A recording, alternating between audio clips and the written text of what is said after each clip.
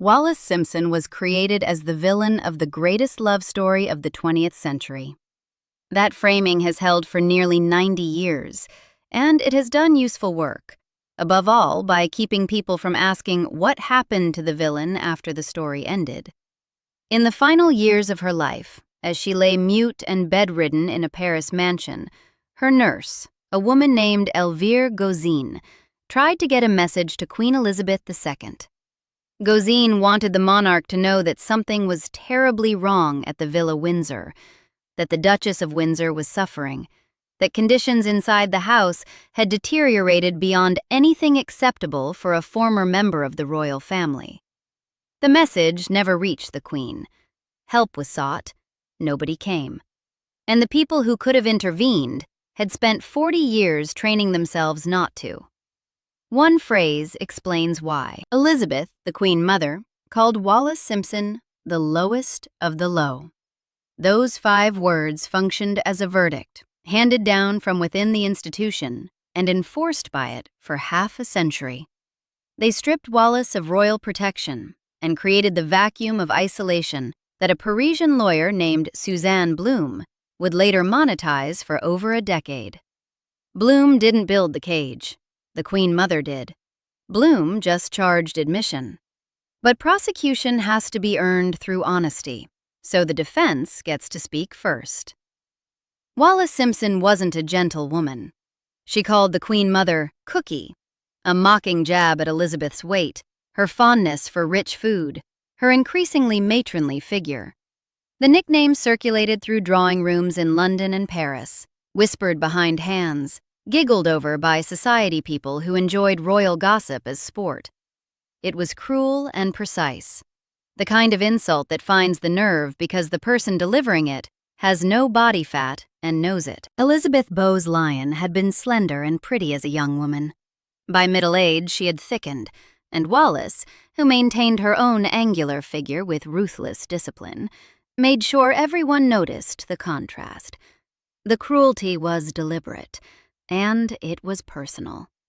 Whatever sympathy Wallis deserves in this story, she earned the Queen Mother's enmity honestly. There is also the matter of the Duke's final illness. A significant body of opinion holds that Wallis was inattentive during his dying months, that she prioritized social engagements over his bedside, that the man who gave up the throne for her didn't receive the devotion he deserved at the end. The evidence is disputed, but the accusation has persisted long enough to deserve honest acknowledgement rather than convenient silence. She was no saint, but nobody deserves what happened next. To understand the Queen Mother's vendetta, you have to understand what the abdication cost her personally. Elizabeth Bowes-Lyon married the Duke of York in 1923, expecting a comfortable life at the margins of the monarchy. She and her husband were the spare couple, reliable understudies who would never be called to the stage. Then in December 1936, Edward VIII abdicated to marry Wallis Simpson, an American divorcee, and the Duke of York was dragged into the spotlight as King George VI. Elizabeth became Queen Consort overnight, married to a man with a severe stammer who was visibly terrified of public life. She blamed Wallis for all of it. The blame didn't soften with time, it calcified. When George VI died in 1952 at 56, exhausted by a role he'd never wanted and weakened by years of stress and chain-smoking, the Queen Mother's resentment hardened into something resembling a conviction for manslaughter. In her mind, Wallis had killed her husband, slowly, indirectly, but unmistakably. The stress of kingship, the relentless weight of public duty pressing down on a man who stammered through speeches, all of it traced back to one woman. The chain of causation the Queen Mother drew was simple and unbreakable. Wallis seduced Edward, Edward abdicated, the crown fell on George's unwilling head, and the crown crushed him. Every year of his shortened life was a year Wallis had stolen. That grief was real, and the rage growing from it was understandable. What made it dangerous was the Queen Mother's particular genius for wielding soft power within the institution. She didn't issue written edicts against Wallis. She didn't need to. Elizabeth Bowes-Lyon operated through atmosphere, through the tone of a remark at dinner, through the guest list she helped shape, through the unspoken understanding that anyone who cultivated a friendship with the Duchess of Windsor was choosing sides against the Queen Mother. In the British court, nobody chose against the Queen Mother. She was too beloved, too central, too skilled at the politics of family loyalty. Her contempt for Wallis seeped into institutional policy the way damp seeps into stone, slowly, invisibly, and with permanent effect. Courtiers learned to read the signals. Invitations to the Windsors weren't extended. Messages weren't passed along. Overtures weren't encouraged. A web of small refusals, none dramatic enough to attract public scrutiny, each one reinforcing the message that the Duchess of Windsor existed outside the circle of protection. The most consequential weapon was bureaucratic. When Edward abdicated, he was created Duke of Windsor, and letters patent issued by George VI in 1937 specifically excluded Wallis from the Her Royal Highness designation. The Queen Mother was widely understood to have driven this decision. Denial of HRH functioned as legislation, written by one woman's grudge and enforced by an entire court. Every member of the royal family outranked the Duchess of Windsor. At the vanishingly few royal gatherings to which the Windsors were invited, Wallis occupied a position of enforced deference to women who'd married into the family decades after her. Without the HRH title, she remained a permanent outsider, stripped of the protections that royal status would have conferred, visible to the institution only as a problem to be managed, rather than a person whose welfare demanded attention. For the Windsors, exile meant France. Their home, the Villa Windsor at 4 Route du Champ d'Entraînement, in the Bois de Boulogne, was a grand house in its own grounds, leased from the city of Paris, its rooms filled with English and French antiques, walls hung with royal portraits, gardens cultivated with a beauty that whispered of the life they'd been denied in England. For decades, the Duke and Duchess entertained there lavishly, hosting a diminishing circle of friends and socialites who found them charming, if faintly tragic. The Duke pottered in his garden, walked his dogs, and spoke endlessly of the country he had left behind. Wallis maintained her legendary elegance, immaculate hair, couture gowns, jewelry that had once scandalized a nation, and presided over a household that ran with military precision.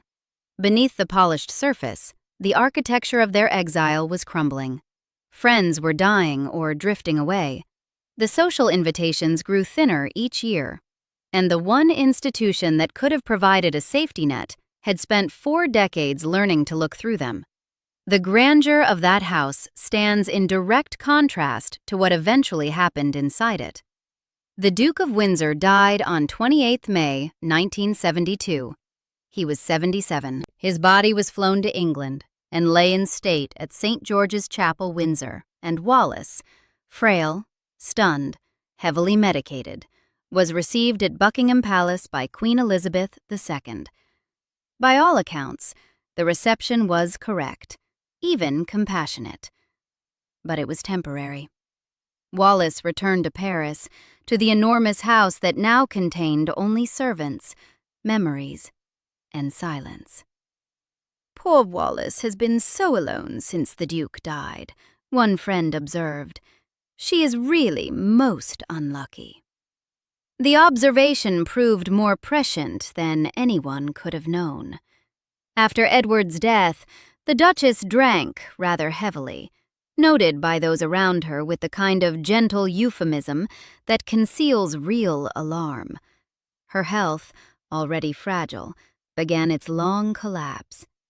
The social world that had revolved around the Windsors as a couple scattered with startling speed. Edward had been the draw, the former king, the man who gave up the empire for love. Without him, Wallis was an aging American widow in a borrowed French mansion, and the invitations slowed to a trickle before stopping altogether. The house grew quieter with each passing month. Staff left and weren't replaced.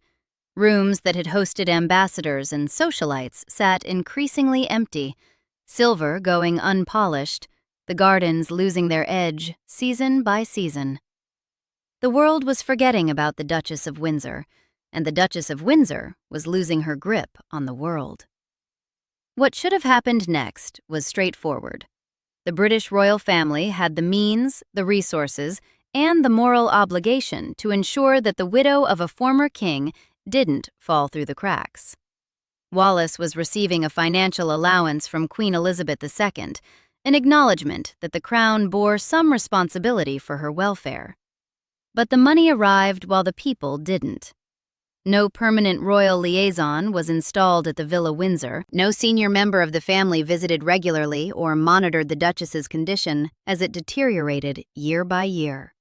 The decades-long architecture of exclusion the Queen Mother had constructed, the denied title, the social quarantine, the pervasive signal that Wallis would never be welcomed, produced its inevitable result.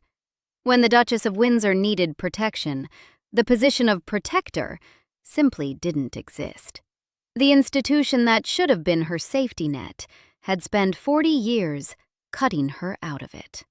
Those allowance checks kept arriving month after month, year after year, proof that London knew the Duchess existed, knew she was alone in Paris, knew she needed financial support. They purchased exactly the amount of oversight their senders intended. None. Conscience money. Clean and regular and utterly devoid of human contact, designed to maintain plausible deniability rather than actual welfare.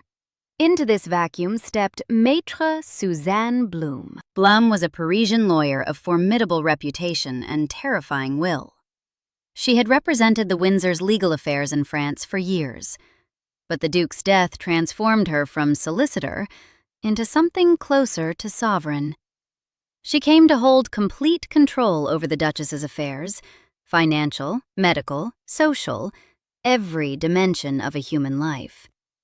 The mechanics of how she gained power of attorney remain murky. A frail, increasingly confused woman, signing papers she may not have fully understood, ceding authority she could never reclaim. Once Blum held legal control, she wielded it like a drawbridge. She isolated the Duchess from the outside world behind an impenetrable wall of legal authority. The Duchess's world shrank to the dimensions of her upstairs rooms, and Blum held the only key. Caroline Blackwood, the writer who attempted to investigate Wallis's situation in the early 1980s, found herself stonewalled at every turn. In her book, The Last of the Duchess, Blackwood alleged that Blum essentially kidnapped Wallis, isolating her from the outside world behind an impenetrable wall of legal authority. Blackwood painted a strange and sinister picture of Wallis's captivity, and the word captivity is the one that matters. Blum didn't merely manage Wallis's affairs, she possessed them. Each friend turned away, each connection severed, each attempt to reach the Duchess that dissolved into silence. These were individual bricks in a wall Blum was building around her client.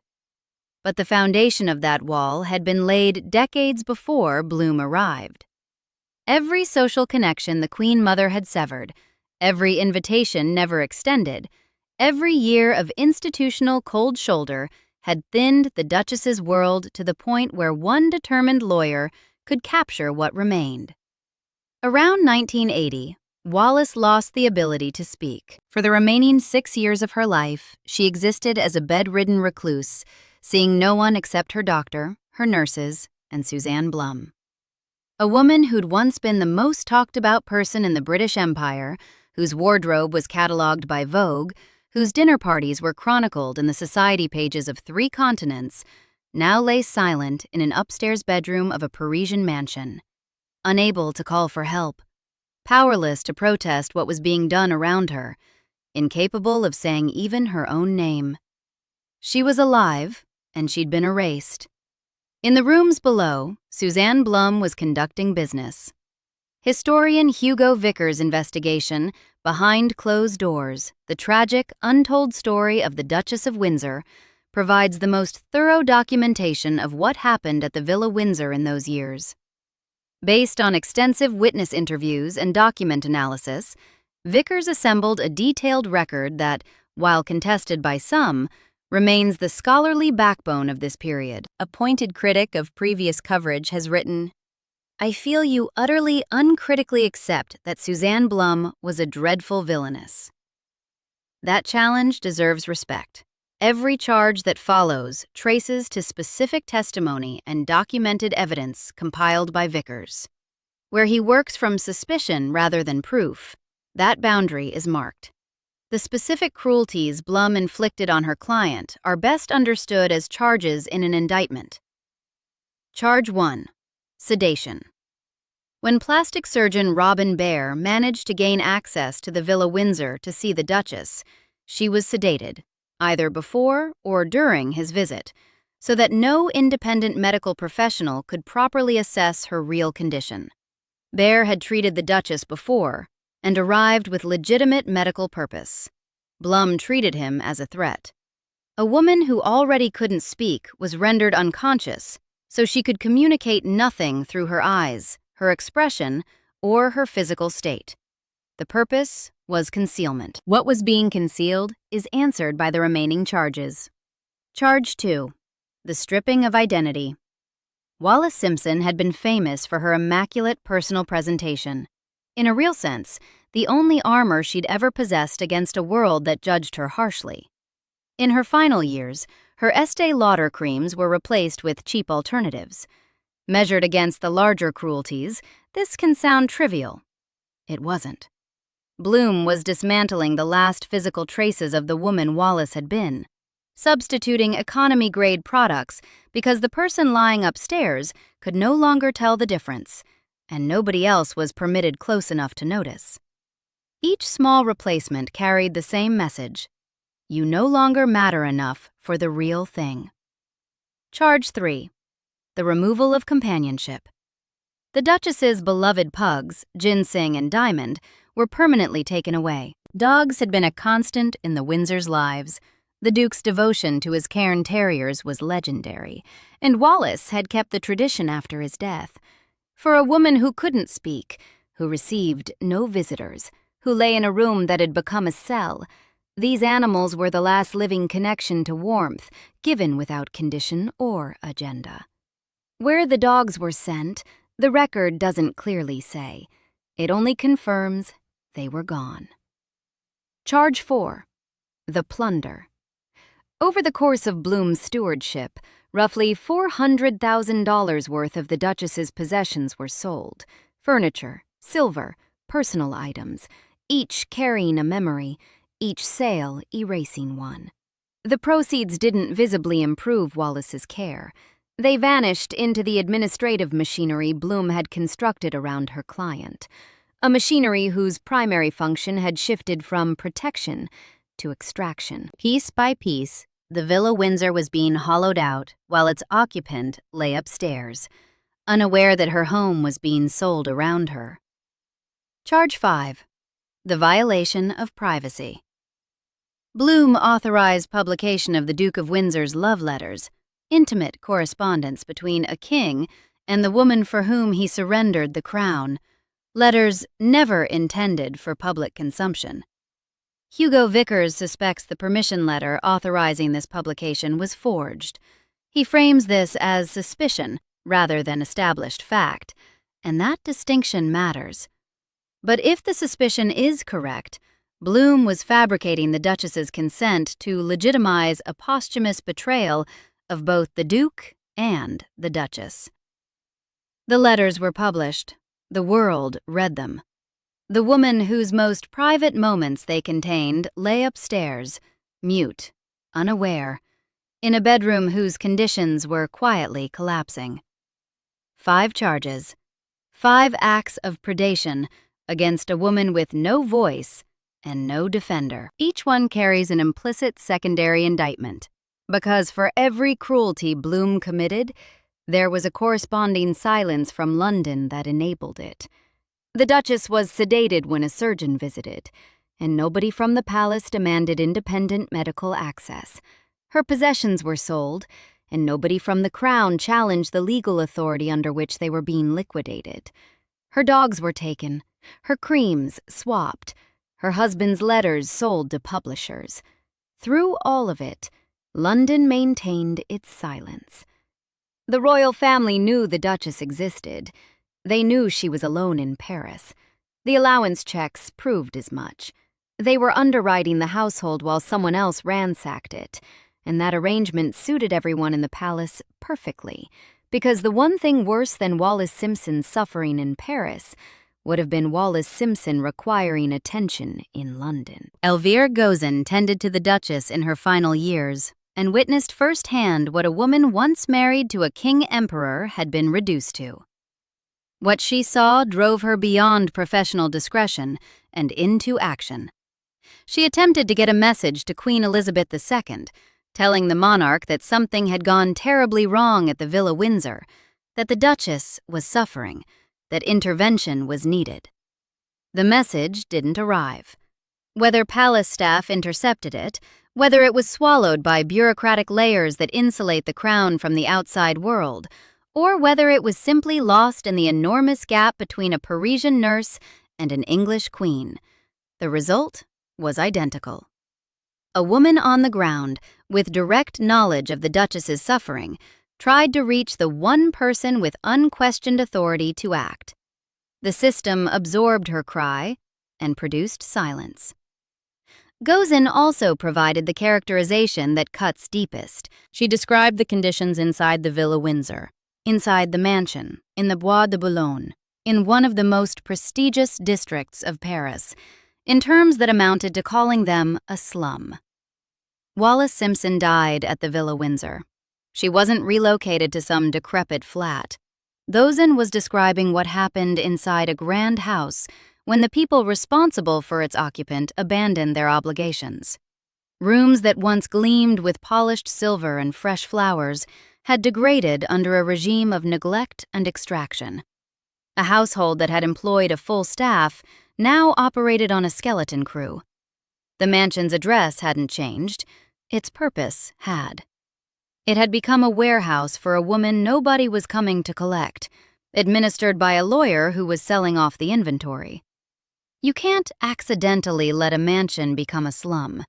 It takes one lawyer with unchecked power and an institution content to look the other way. Elizabeth Bowes-Lyon spent half a century condemning Wallis Simpson for being a divorcee who destroyed a royal marriage and wrecked the line of succession. She held that position with absolute conviction, never softening, never relenting, maintaining the lowest of the low verdict until she died in 2002 at the age of 101. Yet during the very same years when Wallis lay mute in Paris, the Queen Mother made her own residence available to Prince Charles so he could conduct his affair with Camilla Parker Bowles behind Princess Diana's back. The woman who built her entire case against Wallis on the sanctity of royal marriage was simultaneously providing the venue for its violation in the next generation. Charles and Camilla's relationship unfolded under the Queen Mother's roof with her full knowledge and apparent blessing. Diana, the woman Charles had married, was being betrayed. And the Queen Mother, the great moral guardian of the royal institution, the woman who had spent a lifetime punishing Wallis for the sin of disrupting a royal marriage, was helping it happen. That relationship would produce a public crisis dwarfing the abdication. Diana's suffering, the televised confessions, the divorce, the catastrophe in a Paris tunnel. The Queen Mother's standard had always been tribal rather than moral. Anyone inside the family could be accommodated. Anyone outside it could be destroyed without consequence. A divorced American woman who disrupted the succession was the lowest of the low. A married English woman sleeping with the heir to the throne was a dear friend who could use the spare bedroom. Wallis Simpson died on April 24, 1986, at the Villa Windsor. She was 89. For the final 6 years of her life, she hadn't spoken a word. Her body was flown to England and buried at Frogmore, beside the Duke, on royal grounds. Received into the embrace of an institution that had rejected her living body for 50 years. The funeral was attended by the royal family. The burial was correct. In death, the institution accepted her body into a space it had refused to share with her while she breathed. The HRH that Wallis was denied in life became irrelevant 6 feet under.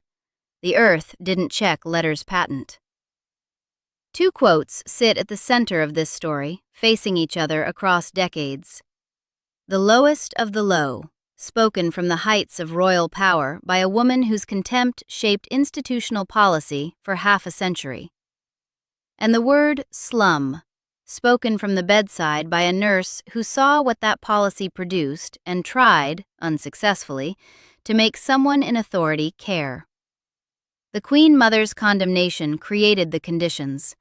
Gozin's description documented the result. Between those 2 statements lies the entire arc of what was done to Wallis Simpson, not by one predatory lawyer operating alone, but by an institution that spent decades ensuring no one would be watching when the predator arrived. Suzanne Blum stole from a helpless woman. The royal family made sure the woman was helpless first. The silence was the punishment.